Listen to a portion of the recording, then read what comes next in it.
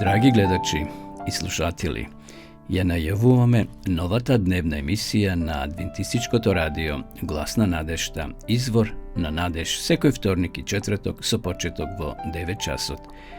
Биете со нас на нашата Facebook страна и на YouTube каналот Адвентистичко радио Глас на надежта.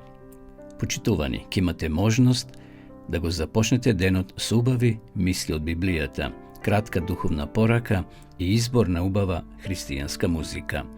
Отворете го срцето и душата за дневните Божји благослови. Бог е извор на надежта. Ова утринска емисија, Извор на надеж, е токму за вас. Ве очекуваме.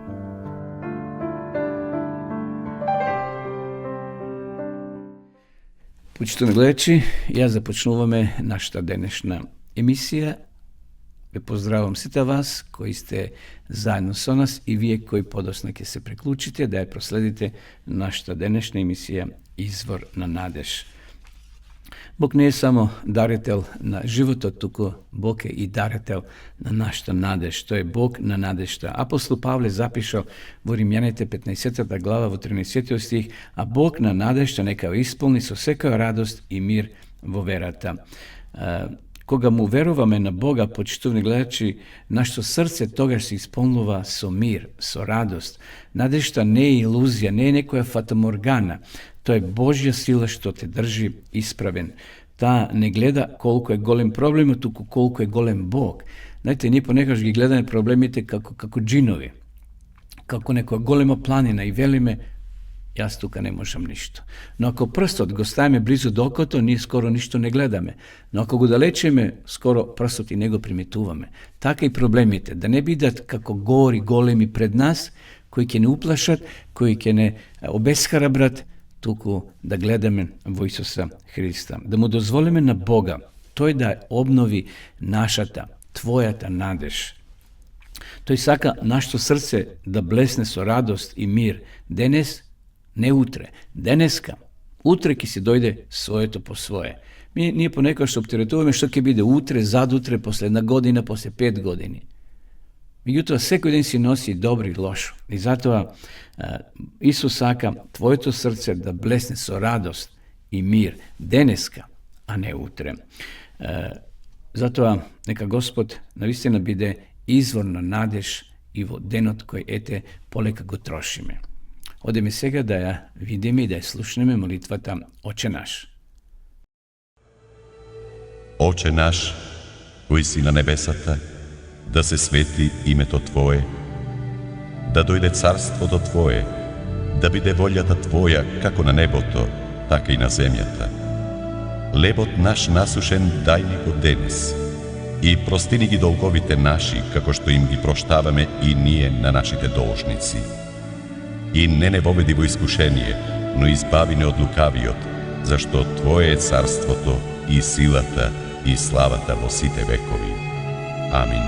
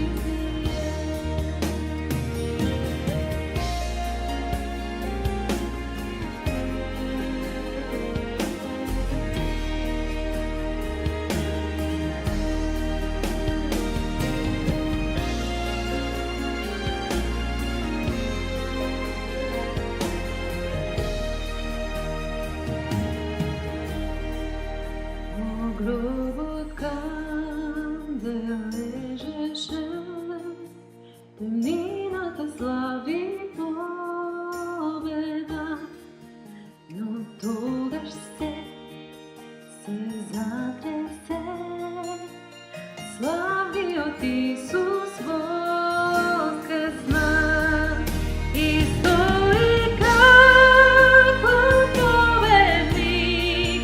Прокletството се распарчи, праз Негов суд и тој е мој.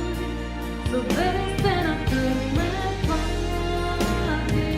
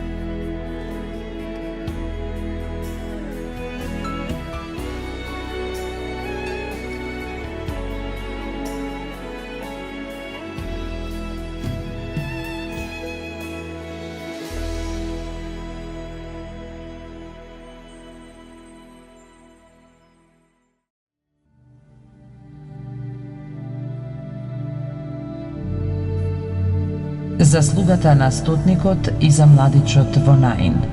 Јовановото послание. Грешница го помазува Исуса со миро. Глава 7. И кога ги заврши зборовите свој кон народот што слушаше, он влезе во Капернаум.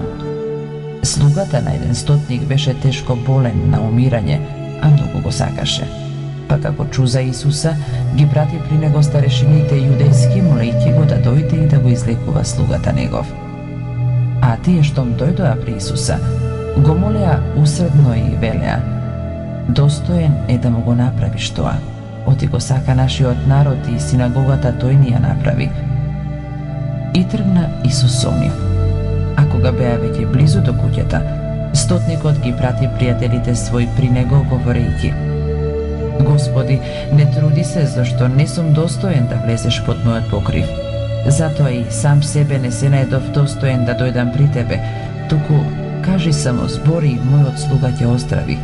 Оти и јас сум човек одмстен, а имам и починети војници, па кога ќе му речам на еден од нив оди, и тој оди, на другиот дојди и тој доаѓа, и на слугата свој направи тоа и тој прави. Штом го чу тоа, Исус се зачуди и кога се заврти по народот што врвеше по него, рече: Ви велам, ни во Израилот не најдов толку голема вера. Испратените кога се вратија, го најдоа болниот слуга здрав. И се случи потоа да оди во градот наречен Наин, и со него одеа мнозина негови ученици и многу народ. А кога се приближи до градската порта, ете изнесуваа мртовец, единствен син на мајка си, а таа беше вдовица, и многу народ од градот одеше со неа. Штом ја виде Господ, се сожали на неа, па и рече: Не плачи. И кога се приближи, се допре до носилото. Носачите застанаа, а он рече: Момче, тебе ти велам, стани. Мртовецот стана и седна па почна да зборува. И он го предаде на мајка му.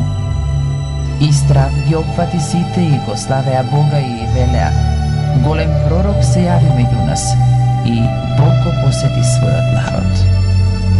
И се разнесе овој глас за него по цела Јудеја и по целата околина, и му соопштија на Јована учениците негови за сето тоа.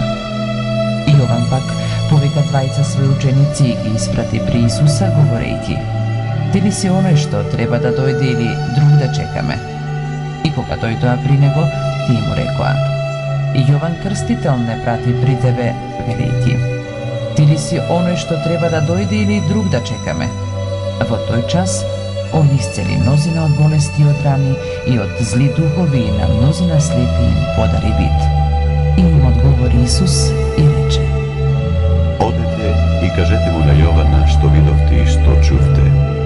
Слепи прогледуваат, роми проодуваат, лепозни се очистуваат, глуви прослушуваат, мртви воскреснуваат и на бедни им се проповеда Евангелието, и блажен е оној кој не ќе се соблазни поради мене.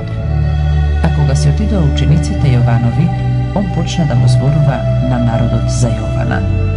Што излеговте да видите во пустињата, трскали, што се лулее од ветар? Но што излеговте да видите? Човек ли облечен во меки алишта? Ете оние што се облекуваат убаво и живеат богато по царски палати се. Туку, што излеговте да видите? Пророк ли?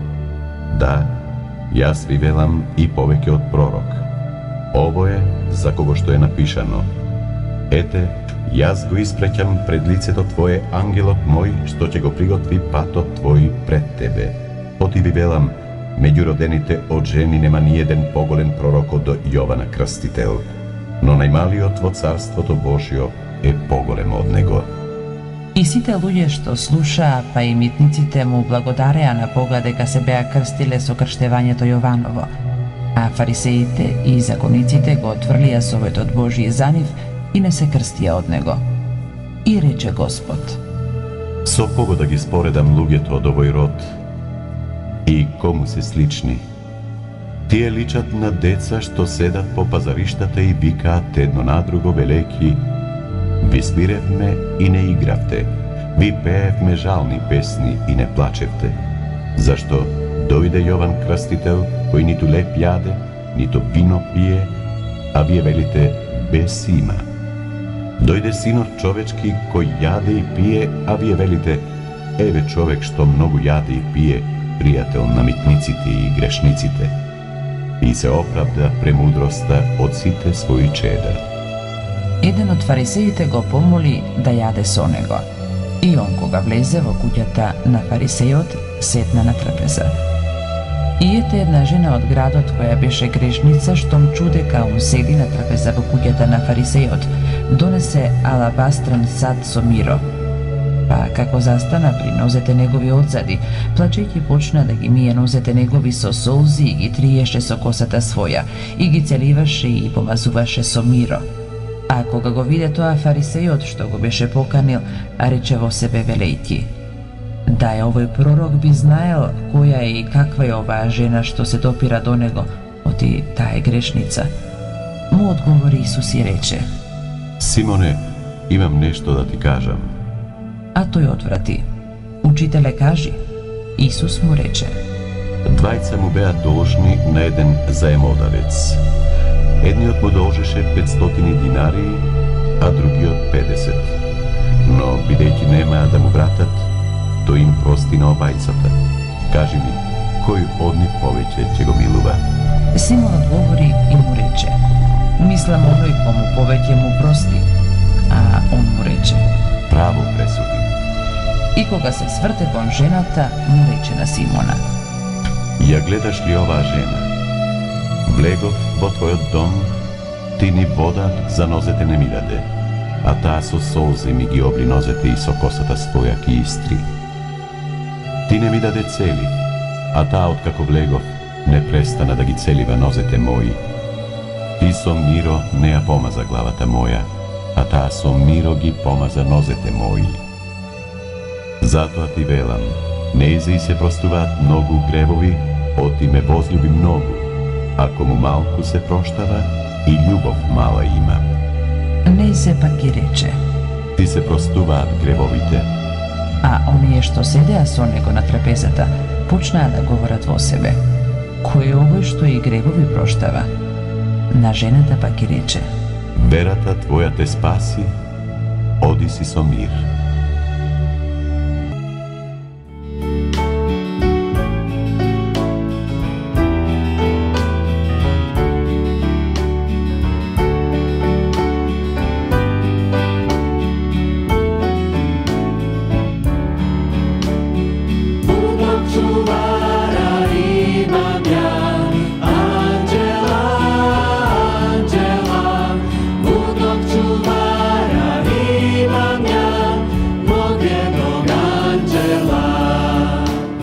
Sve što kod radim dobro zna, dobro zna, dobro zna. Sve što god radim dobro zna, taj vjerni čuvar moj. Hvala za dragog anđela, anđela, anđela. Hvala za dragog anđela, Isusu dragom moj.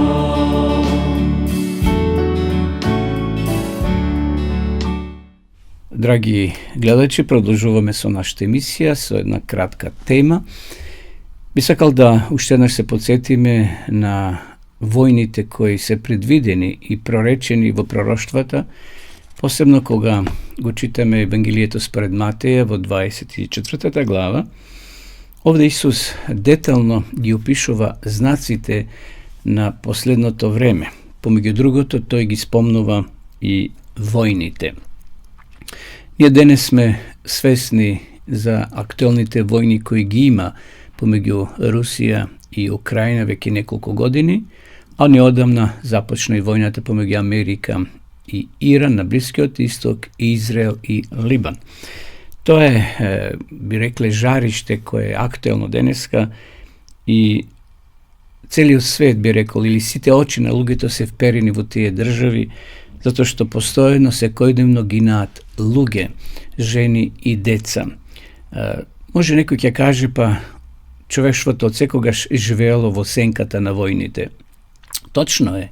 Ако ја листам историјата, ќе видиме дека уште од античките времења па се до денес страниците на историјата се полни со крв, страдања и рушевини.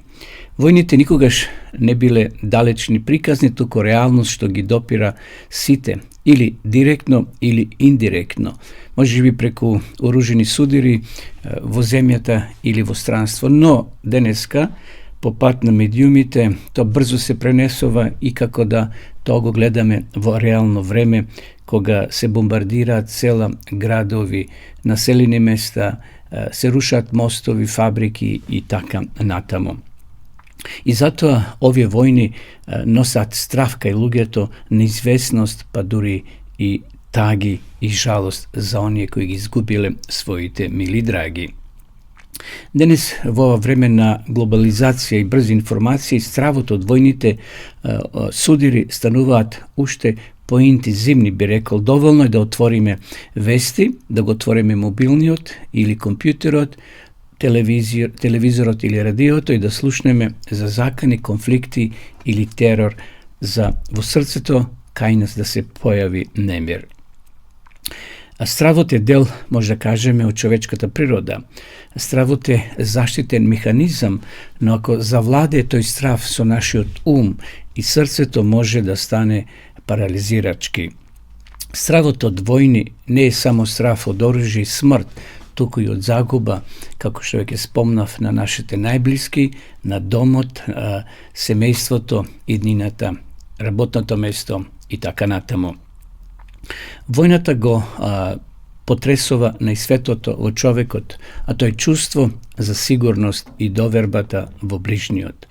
Но Светото писмо, значи Библијата, почитувани пријатели, што еве ја имам ја во раце, може да кажеме дека не подсетува дека стравот не треба да биде наш господар, или стравот не треба да господари со нашето тело, со нашиот ум. Исус рекол, Господ рекол во книгата на пророк Исаја, запишано во 41 глава, во 10 стих следново: не бој се, оти јас сум со тебе, не плаши се, оти јас сум твојот Бог. Бог не ветува отсуство на страдања, но ветува присуство во секоја темнина. Вистинската сила на христијанинот не е во избегнување на опасностите, туку во верата дека Христос веќе ја победил смртта. Војните и заканите од нив се искушение за верата. Свесен сум дека луѓето кои се наоѓаат во тие војни жаришта, можеби нивната вера е ослабната, затоа што можеби се молат, а постојано се бомбардират нивните градови и села. Се молат на Бога како да Бог молчи, како да неправдата победува. Можеби лесно да се каже дека веруваме во Божјата промисла, но кога над нас вие закани од уништување, искушението во тие моменти е големо да паднеме во очај или агресија. Токму тука се открива силата на христијанската надеж. Ние не сме повикани да одговориме со омраза во душата, ниту со насилство на насилство, туку да бидеме блажени миротворци, како што вели Исус во Мати 5 глава 9 стих. Во таквите моменти може да кажеме кога човекот ја изгубил надежта во човештвото, во човекот, бидејќи човек со човек се бомбардира и се уништува, единствено што му преостанува е верата во Бога. Иако во тие моменти можеби таа вера е ослабната, затоа што постојано луѓето се наоѓаат во опасност да го изгубат животот, но сепак, почитувани пријатели, христијанинот е повикан да живее со свест дека историјата не е случајна игра на силите, туку поле во кое делува Божјата волја. Ниту една војна може да кажеме, ниту еден конфликт не е надвор од Божјата власт. Тој знае како од човечките трагедии да изведе спасение и нов живот. Наше во тие моменти да се потврдиме целосно на Бога. И Бог секако ќе пружи својата заштита според неговата проценка што е најдобро за нас. Во време, значи, на стравови и закани, црквата има посебна мисија. Кога велам црквата, мислам на христијаните кои веруваат во Бога.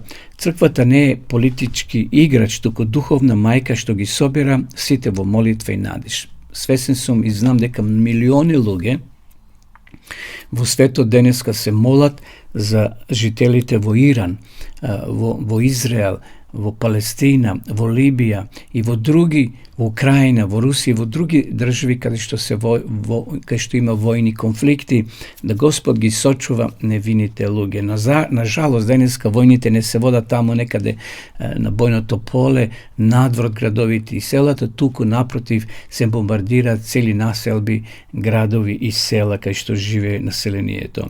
И затоа преку богослужение, преку молитви за мир, луѓето се молат за оние кои страдаат. Црквата подсетува дека вистинскиот мир не доаѓа од одговорите на мокниците, туку од преобразувањето на срцата. Сепак, тоа не значи пасивност. Секој христијанин денеска има одговорност да биде сведок на мирот во семејството, на работното место, во заедницата. Ако во нашите зборови и дела се всели љубов, ние стануваме мал отпор против културата на насилството. Ако ние простуваме и градиме мир, светото околу нас ќе почне да се менува. Знаеме дека еден ден мора тие завојувани страни да седнат, како што се вели, на зелена маса, да преговараат и да донесат, да вклучат мир. Зошто никогаш мирот не дошол со авиони, бомбардирање на градови и села, со топови, тенкови и така натаму.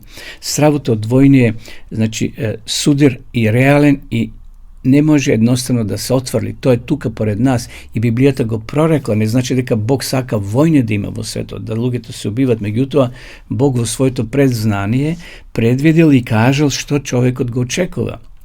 Меѓутоа, ако човекот престане да се вооружува и да биде освојувач на туги територии, да биде толку себечен, да имаш само што повеќе и нафта или други ресурси, а на штета на другиот, навистина тоа не е честно според Библијата. Секој човек е достоен да живее пред Бога без разлика какво име и презиме носи и во кој дел на светот живее.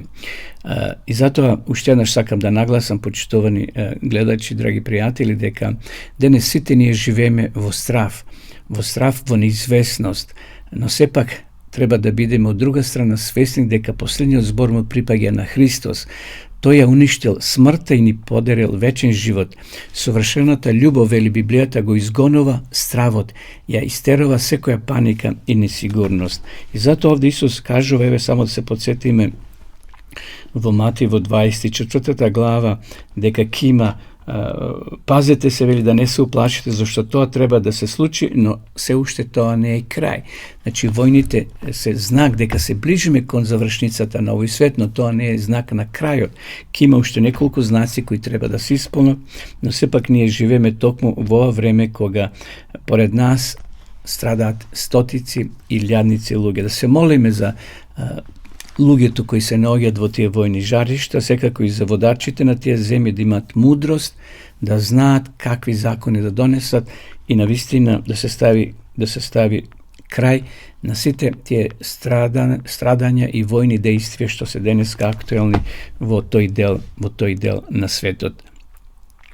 Затоа еве порака и од нас како ова емисија која имитуваме, значи извор на надеж, ова програма, сакаме да апелираме до сите луѓе во светот кај што се мокни, имаат мок да го запрато војно лудило, да стават точка и да луѓето се вратат повторно во своите семејства, да градаат, да создават семејства, да се радуваат на животот и секако да се приготвуваат за еден нов живот, бидејќи некако луѓе веруваме во еден нов живот што ќе се воспостави кога Исус ќе дојде нова земја, која ќе нема ни војни, ни земјотреси, ни крвопролевање, каде што луѓето ќе бидат сите задоволни и вечно со Исуса.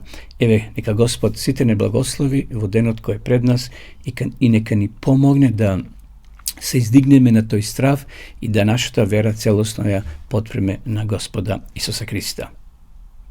Долу на колена клечам, рани јас да излечам, долу на колена паѓам, молитва на Бог му праќам.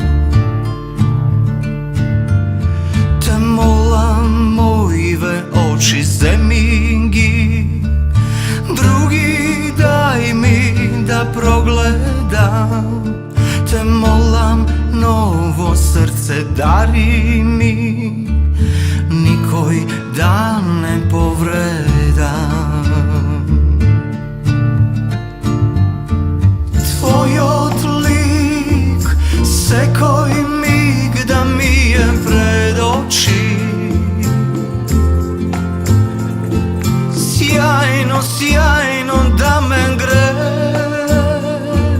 Твојот лик пред мене, земи ме во преградки, душа моја излечи, сите мои гревови, те молам, Исусе, земи ги.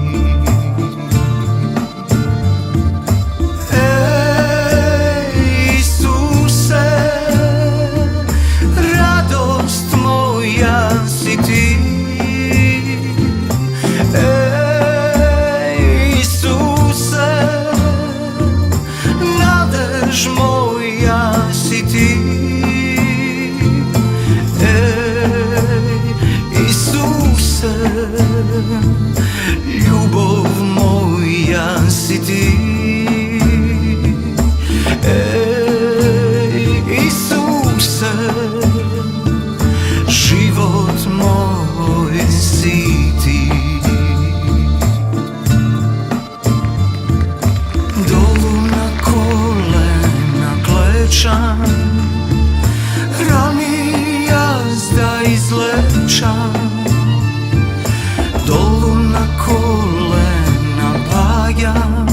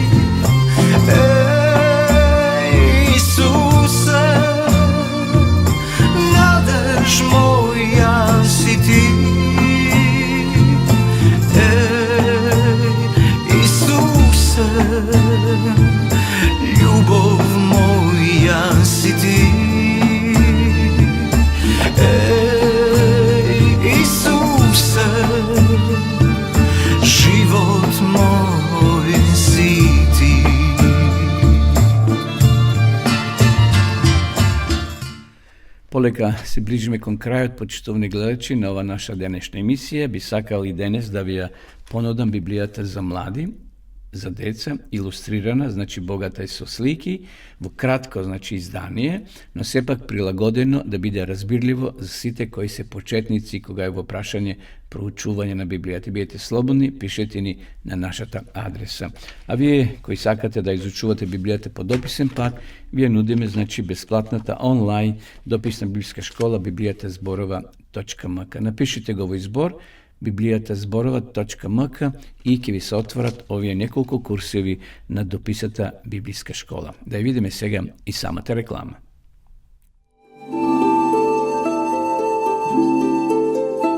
Почитувани пријатели, доколку сакате да ја изучувате Библијата, имате изворедна прилика тоа да го сторите преку онлайн веб страницата на Библијата зборува. Оваа веб страница е креирана за да ви обезбеди сеопфатно, организирано и темелно проучување на Библијата. Курсевите се бесплатни и без обврски. Можете да го следите во кое било време, тогаш кога вам ви одговора. На располагање ги имате следниве курсеви: библиска археологија, библиски пророштва, за верата и верувањето, библиски совети за здравјето, библиски совети за бракот и семејството. Запознајте ја Библијата, Светото писмо на Стариот и Новиот Завет преку курсевите на интернет или во печатена форма.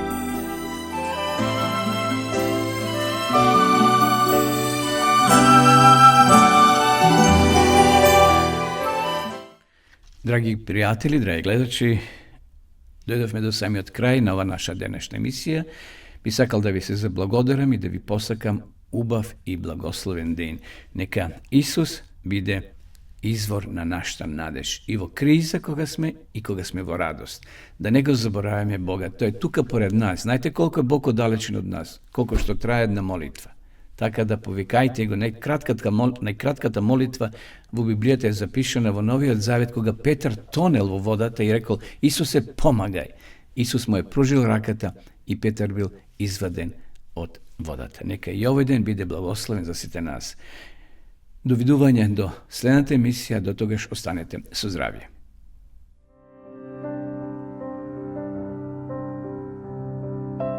Драги гледачи и слушатели, ја најавуваме новата дневна емисија на Адвентистичкото радио Глас на надежта, извор на надеж, секој вторник и четврток со почеток во 9 часот. Биете со нас на нашата Facebook страна и на YouTube каналот Адвентистичко радио Глас на надежта.